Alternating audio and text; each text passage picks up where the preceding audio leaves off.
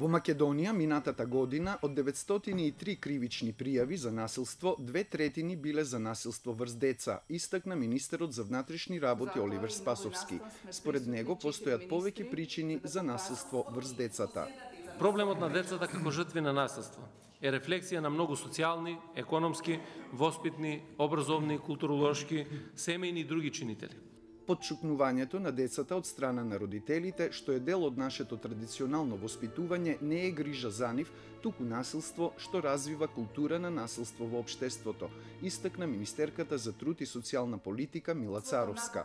Последниве недели имаше повеќе примери на насилство меѓу ученици, но и меѓу ученици и наставници, а училиштето треба да има значајна улога во процесот на препознавање и пријавување на насилството. Од тие причини, со предлог законот за основно образование се предвидени програми за заштита на децата од насилство, рече министерката за образование Десковска. А иако здравствените работници се едни од првите што се соочуваат со жртвите на насилство, тие често немаат услови соодветно да реагираат, се пожали министерот за здравство.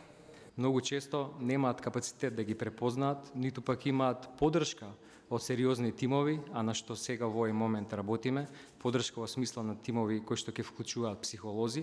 Според Бенџамин Перкс од УНИЦЕФ, организација која ја нарача студијата за идентификување на механизми за заштита од насилство, во земјите од Западен Балкан, 1 од 3 деца е жртва на традиционално воспитување, а во Македонија 1 од 2 деца поминува како жртва на физичко дисциплинирање.